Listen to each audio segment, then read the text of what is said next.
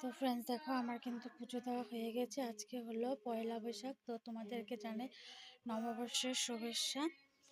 তো দেখো আমার পুজো দেওয়া হয়ে গেছে, অনেক টাইমে হয়েছে। এখন বাজে হলো 7:15, যেহেতু আজকে গণেশ পুজো, তাই গণেশকে এভাবে বসিয়ে দিয়েছি।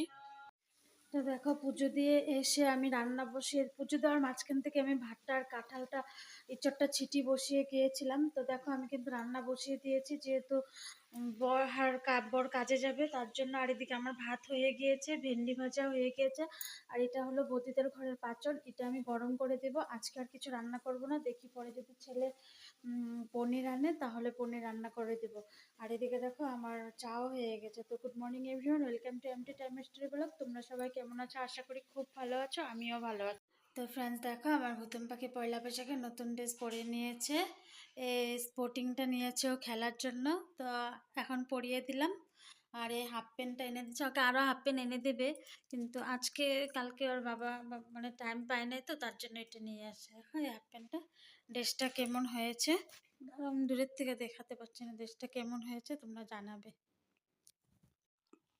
তো দেখো এখন দুপুর হয়ে গিয়েছে, আমরা কিন্তু খাবার খাচ্ছি।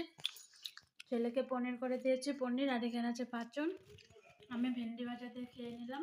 ওটা তো কাঁঠালি চড়ের তরকারি, এদিকে দেখা।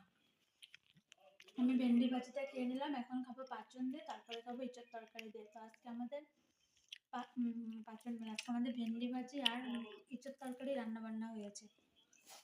বন্ধ করে দেয়। তো গুড ইভিনিং ফ্রেন্ডস। তো দেখা আমি এখন শুয়েছিলাম। এটা দেখতে পাচ্ছ কি? এটা হলো একটা পাখি। তিনটে ছিল, তিনটে থেকে দিয়ে একটা আছে, দেখছো? পুরো সুন্দর মাথা। এই যে আমাদের এখানে গন্নুবাবু বসে আছে, এই যে গন্নুবাবু বসে আছে, আর এই যে পাখিটা বসে আছে, কিচ্ছু করছে না, ঠিক আছে? বাই।